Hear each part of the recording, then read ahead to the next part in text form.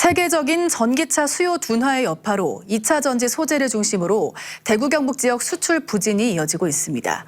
이런 상황에서 미국 대통령 선거가 또 다른 변수로 등장했습니다. 전기차 보조금 축소와 관세 인상을 내건 도널드 트럼프 전 대통령이 다시 집권하면 지역 수출에 또 한 번의 타격이 불가피할 전망입니다. 도건엽 기자입니다. 최근 4년간 대구 수출을 이끈 건 전기차에 들어가는 2차 전지 소재입니다.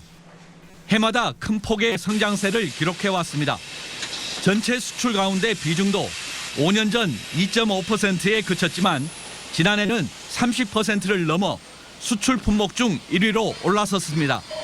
하지만 지난해부터 성장세가 꺾이더니 올해 상반기에는 60% 넘게 수출이 줄었습니다. 세계적인 전기차 수요 둔화 때문입니다. 경북도 상황은 비슷합니다. 품목 비중 상위권에 올라선 2차 전지 소재 수출이 5년 연속 상승세를 이어가다 올해 상반기 36.9% 감소했습니다. 여기에다 미국 대통령 선거가 또 다른 변수로 등장했습니다. 도널드 트럼프 전 대통령이 다시 집권하면 인플레이션 감축법 IRA를 폐지하거나 전기차 보조금을 축소할 가능성이 있습니다. 전기차와 차량용 2차 전지 시장의 성장세가 더욱 둔화되고 국내 2차 전지 업체들의 타격도 불가피해 보입니다.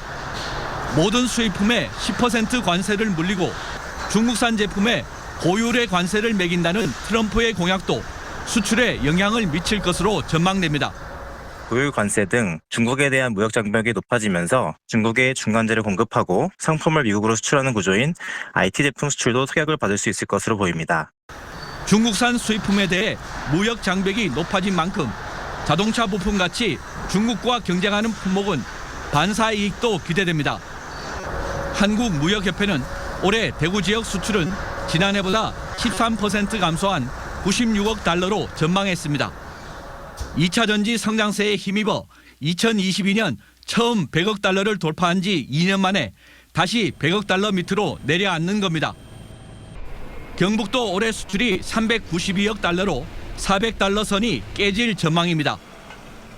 다만 인쇄회로와 의료용 기기 등 대구의 신성장 산업 수출은 하반기에도 성장세가 이어질 전망입니다. 경북도 잇따른 방산 수출 계약 성사와 해외 원자력 발전소 수주로 분위기 반전을 기대하고 있습니다. MBC 뉴스 도건협입니다.